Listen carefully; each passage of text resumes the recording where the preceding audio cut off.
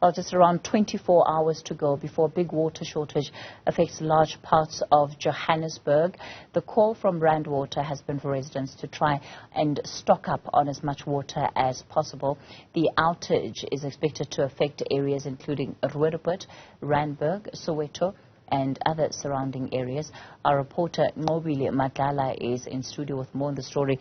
Nqobile, firstly, let's talk about how the city of Johannesburg thinks that residents are going to be able to stock up water for at least 3 to 4 days.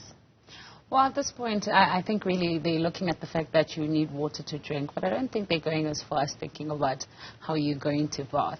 But what's interesting is that we're seeing quite a lot of people looking into buying geyser buckets, because that's what they potentially could use. But from what we have heard from the MMC of Environment, and he was telling us that there's going to be tankers. They're saying that at this point they have about 60 Jojo tankers. Jojos. They have more tankers as well that are going to be on the ground. So what they're going to be doing is they're going to be driving around. But what they have said is that if you're a resident, you need to now go to your councillor and tell them if you've got issues in that area, so that they're able to then dispatch these tankers to be able to help you, but also to sort of guide you in terms of where you can nearest get the water, or where it's possible for you to get that. So if you speak to your councillor, then you should be able to get that water.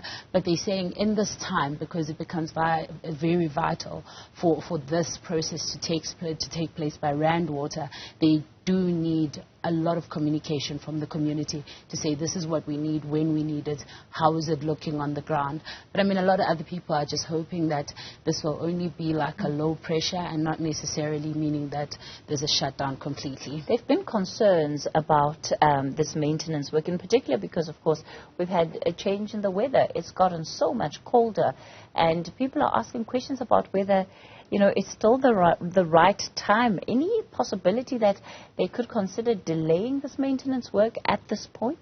I actually did speak to the MMC about that, looking at the delay. Maybe could they do that? And he said to me, the issue is that if you delay things like this, it could basically mean in future, if it breaks, they cannot maintain it, and it becomes a huge issue. So it's an infrastructure that needs to be taken care of, and therefore you cannot delay it. In fact, whilst you speak about that, there was a gentleman that came through to us whilst we were doing the interview with the councillor, and he was like, you could have done this during summer. Why are you doing it in winter, especially on a day when it was snowing? And the councillor said the same thing, that it's very important that the infrastructure is maintained.